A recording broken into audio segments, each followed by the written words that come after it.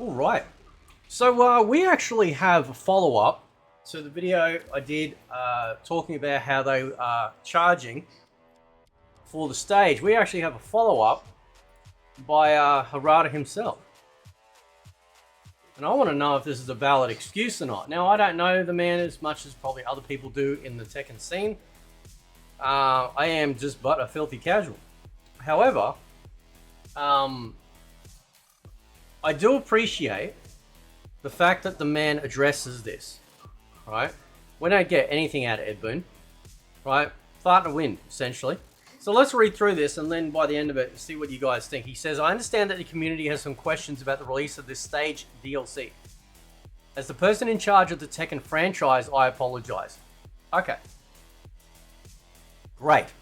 Now we need to find out what actually happened, right? Because a lot of us out there, keep in mind, gaming is a hobby, and it is an expensive hobby. It is a luxury.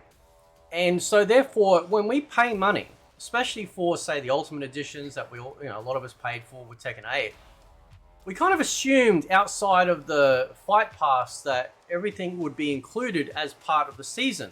And we thought that because Lydia proved that we got a stage with Lydia. So we just thought when they advertised Heihachi and a new stage, easy peasy, right? It was made clear from the beginning that the Year 1 Pass, a Season Pass, would not include stages, but even so, when the Lydia Sobieska, whatever you say your name, Lydia, DLC was released, the Seaside Resort stage was a free update. And in this case, even though the additional story mode, which should have had the highest development cost, is a free update. So,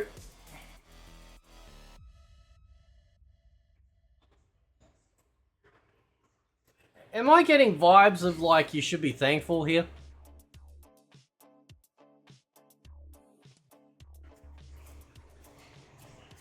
What is it with these fighting game companies? Keep in mind, we're talking about the big ones, right? It seems like the AA or even A-sized fighting games out there seem to be doing just a lot better when it comes to like good customer rapport, right? It says, but Genmaji stage was sold separately, and as a result, the release ended up being one that was not well understood or accepted by everyone. At least the almost all community was expecting a pattern similar to that of Lydia. Yeah, right? There are various reasons for this, but I will talk about the background to this as an individual in order to increase transparency to some extent. The Tekken project is divided into two companies, a game development studio and a publisher that is responsible for game sales. Oh, we all very well aware from the Mortal Kombat side of things about publisher interference.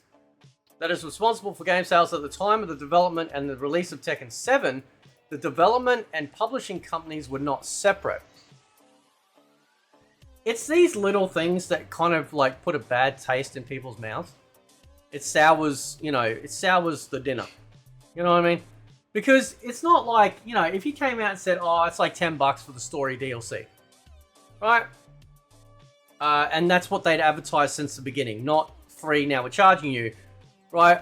I mean, I'd have to check, man. Was there ever any indication in any fine print anywhere that said stages will not be included as part of the season pass? Maybe somebody can tell me. As some of you may know, I moved to the development studio side a few years ago and have been focusing on maximizing the quality of the content, tech, and graphics, etc. The development side and publishing side each have their own roles, and there are differences in the way they think and the responsibilities. I, who should have been the one to act as a bridge between the two, have not been able to properly participate in the publishing sales decision-making process as a result. I think that there were parts of the process that did not take the Tekken community's opinion into account. Yeah. Or another term you could use is the customer. Gaming is already expensive, and when you start to nickel and dime stuff, it starts to feel like you're being taken advantage of.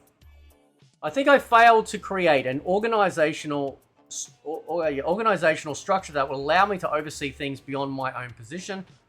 One of my roles was to listen to the opinions of the community and reflect them not only in the content but also in the out game. But I was clearly becoming passive, worrying about the relationships between companies and not exercising my role. From now on, I will review this structure and change it to one that values the community as it did in the past. Thank you. My God, can you please CC this in an email to Ed Boon? Right? Because I tell you what, man, this is exactly what we need for the Mortal Kombat side of thing. Okay? You've got figureheads like Ed Boon, Harada. These people are the people that the community and the customer looks to. Now, they may not be directly responsible, but as per what a customer does, is they are always going to try and find something or someone to vent or put their frustration towards in the hopes that something can at least be heard or changed in the future, or then changed now, right? So, this is good. He apologizes. He definitely apologizes, and I appreciate that. I really do. Again, it's $8. It's not like you're breaking the bank, but it's enough. $8 is a bottle of milk and a loaf of bread, right? So, it's again, these companies are multi-million-dollar companies. They charge quite hefty prices on their games in this day and age.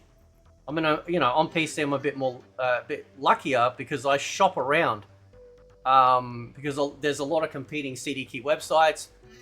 Think of CD key websites like real stores, if you don't know what they are. And so real stores out there are competing against each other to try and offer the better deal. So I find that I definitely get better deals with some of the more AAA game releases because they are trying to vie for your purchasing power on their website versus going somewhere else. But it's still expensive, right?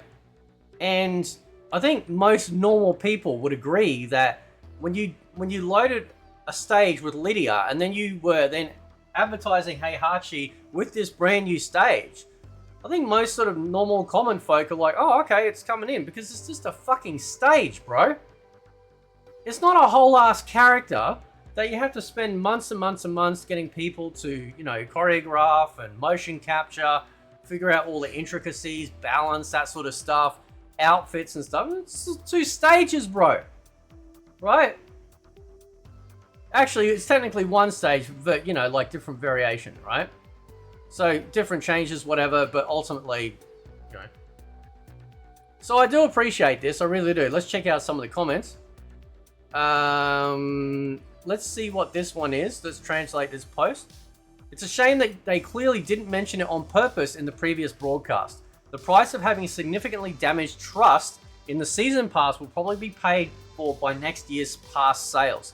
It's nothing more than a bulk purchase of characters with only a few bonuses. And it's unbelievable that no one is even trying to stop this. Right? Harada responds.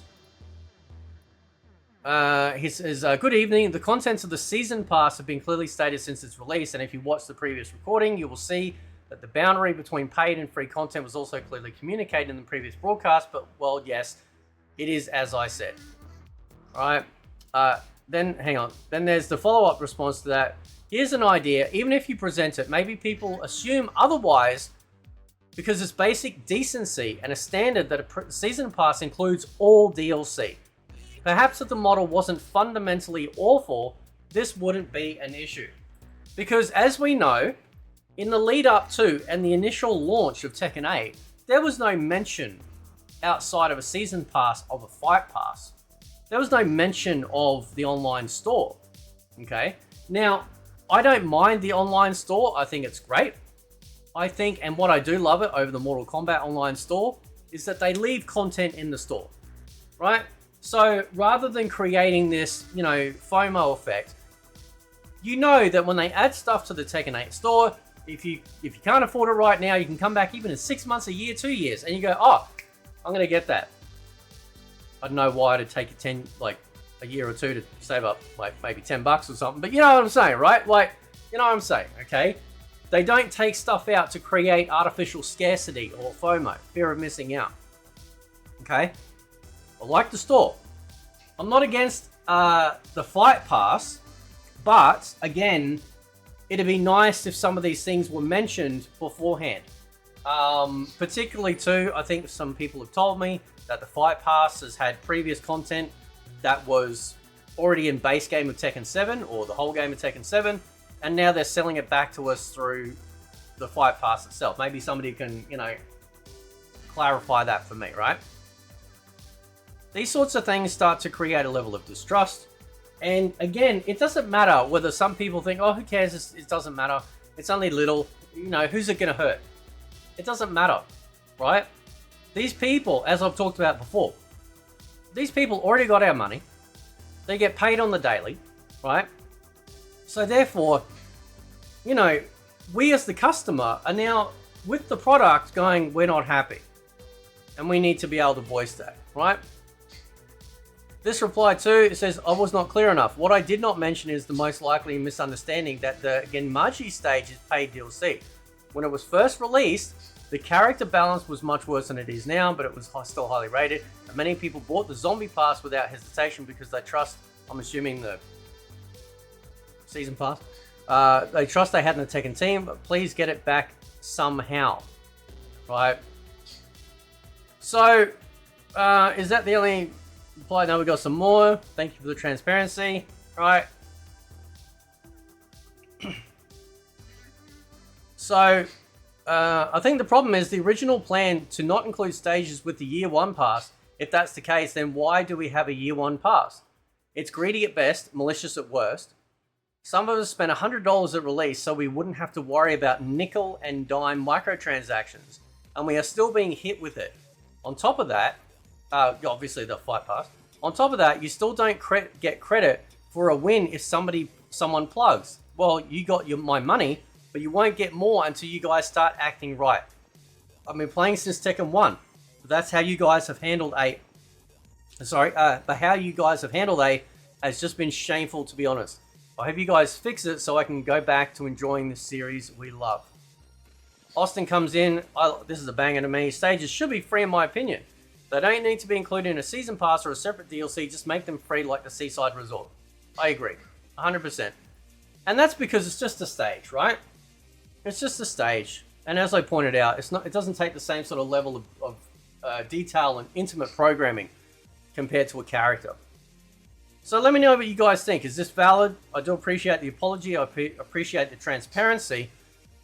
But I think there needs to be something as a compensation being done, you know, for this. Because let's be honest, especially for those that have the season pass, you know, and then you sort of, you literally mix it up. You go, well, we're getting this stage with Lydia, but not with Hayachi. And it's like,